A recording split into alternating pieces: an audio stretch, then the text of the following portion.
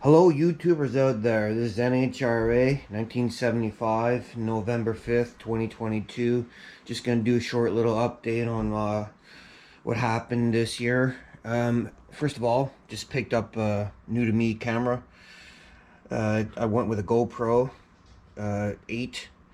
I find the microphone's a lot better. The other sort of knockoff GoPro I had, the microphone wasn't as good. You couldn't hear me as much in the videos, so decided to pick this up from a young lady, and so far so good. It really and it should come in handy when I'm at the track next year. Okay, secondly, that rolls in the other topic of the dry car. I didn't get it out this year. I was really hoping for that October 7th day, and I maybe could have. It wouldn't have been prepared very well, but unfortunately at the track, a driver was killed, believe it or not. So hence that October 7th weekend was actually canceled. So sadly he passed away. R.I.P Dennis Black.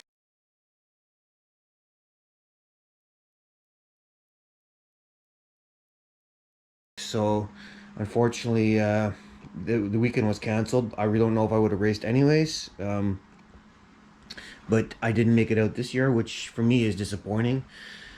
What really screwed me up was the truck. I mean, the truck took most of the summer, most all the spring to figure out. The biggest problem when I brought in the mechanic shop, the same guys who did the dyno and everything, was the fact that I overlooked something. I installed the flex plate wrong on the engine. Let's just go underneath. I'll show you.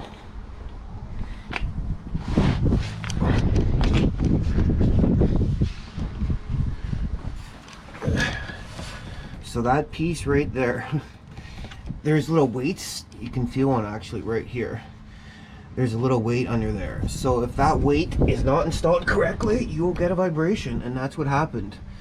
So that screwed me up. I mean, this transmission ended up housing cracking, and all sorts of stuff was vibrating off the engine compartment, which I thought was weird, but that's the reason why. So if anyone's out there with this, putting a flex plate on a stroker engine or a 400 small block Chevy, make sure the weights are properly oriented.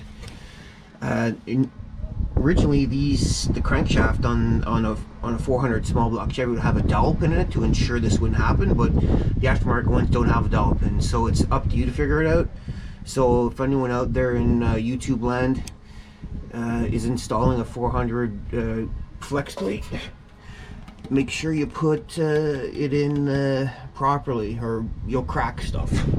Other than that, this truck is running pretty good now. Small oil leak I gotta try to narrow down. You can see a little bit of it coming off. I don't know where it's coming from, so I'll have to work on that over the winter. Not much else really. There's a few small things I want to work on, but that's primarily the largest. And when using this truck I'm just gonna put another video just for, it's been great just for, you know, doing stuff, bringing stuff with the big 8-foot bed here and carrying stuff around, using it for other than pulling the drive car. So it's gonna come in handy. And just gotta knock some more stuff off the list. Maybe one of the transmission cooler lines I might replace, or replace all of them to AN-8. Right now I just kind of got a, I don't know if you can even see it. Right now I kind of got a rigged up system there for that. So anyways, I got a little list here, so work on that. But pretty soon, just today's been a very nice day up here in Canada. About 20 degrees Celsius, which is very rare this late into the fall season. So that's like 70 something Fahrenheit. So today's a really nice day. But maybe I'll work on it a bit. I'm just trying to do some home renovation stuff you neglect because you're trying to get the truck ready. But yeah, I basically fought this darn truck most of the year. Unfortunately, that's what happens when you have a project. You're generally, when you get it all together and actually running, there's going to be bugs that take a long time to figure out. So anyways, on to the dry car. Drag car, I mean, it was pretty close to being ready. I haven't really worked on it in a little while because there's no real point now. There's no sense of urgency. But I'm just gonna finish up some of the wiring. The electric solenoid shifter is fairly close to being installed. It works. I just need to finish up some of the wiring, but it works. So next year that will shift automatically for me, so it should help my consistency. I'll probably just set it at about 6,000 RPM. That's one of the winter projects, maybe just to clean up the wiring a little bit, add some grommets if I can, some various areas. I never got around to that. Clean up the wiring in the engine compartment. Maybe just check all the bolts are tight. I got these swap meet shocks here. Probably install those in. I think my front shocks are leakers, so these are competition engineering ones. I'll probably put those shocks in. Other than that, I've had this thing running. It runs fine, runs really well now that the carburetor is redone. That's super performance. The fuel system so far, I mean, just I'm moving it around, basically just moving in and out in the garage with it. So the fuel system now is all set up. Just have to put this rear anti-roll bar in. If I really had money, I'd probably like to redo the back suspension here, but I don't. I spent a hell of a lot on the truck and this too, so funds aren't exactly great now. So I would really like just to put like maybe a ladder bar suspension in or something, but I might stay stock suspension. And first of all, just see how this thing works. Like bring it out to the drag strip, see how it works under power. From what I can remember, there were some problems, but I mean I also had fairly old slicks back in 2019. So now I went and bought new slicks for it at least. So I think next year early, I'd like to just get this thing out and see how it performs, just to get to a test and tune, get some test hits on it and see what's going on with it, see how it all reacts. And next year I might, you know, buy some, I'll probably just stay stock suspension, but you can get some pretty good stock suspension stuff and get these things to hook up. So I might maybe get an anti-roll bar, I don't know, depending how it reacts. I phoned TRZ and they basically said just get someone to take some video of it launching and go from there. And he said don't start just buying parts right away. He said wait and see how what you have works. So I'll do that. Other than that, I can't think of a whole lot for the Monty over the winter. There's probably things I need to do. I just don't know I need to do them.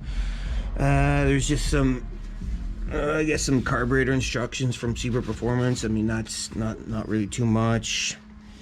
Yeah, so I don't know what I'd kind of like to, if I had the time and money, I would like to just, you know, redo the rear suspension. But the Jegs ladder bar kit's running about 1,500 US, so that's $2,000 Canadian, and I'm already already spent a lot of money. I have to pay it back. So I guess that's it really. I mean sadly I didn't make it out this year. Like it definitely was frustrating. It was my goal and I tried my best, but man, the truck just really was, there were a lot of bugs in the truck and a lot of things need to get done, because without a properly operating truck, it's pretty hard to bring yourself to the track. Now I'm a lot more confident when I drive it. I'm not as anxious that I'm gonna break down somewhere. Like I just took a bunch of stuff to the scrapyard, so no issues. So I think my thing is just at this point, just try to refine the truck, make it more reliable. Don't worry about adding more power, and that's fine. I don't care about that. And in the car, just make it more consistent for racing. See how the suspension reacts next year, and it would be nice if I could just have got it out just to see how the suspension reacts this year, and then I could at least have started to work on over winter. Because right now I don't have any good date on it. So, but anyways, not much I can do unless I all of a sudden towed this thing down to Alabama or something like that, or Florida, but that's not happening. So I'll just have to wait and see till next year and I guess adjust accordingly. But I really want to race next year. I mean, I'm not gonna lie. It's been it'll be three years. It's 3 years this year, and then it'll be 4 years by the time I get it out again. So I really just, after this, next year, I want every year to race consistently. Every year race and enjoy the sport, and actually maybe succeed somehow in it. Anyways, I guess that's all the updates for now, guys, and I'll talk to you later.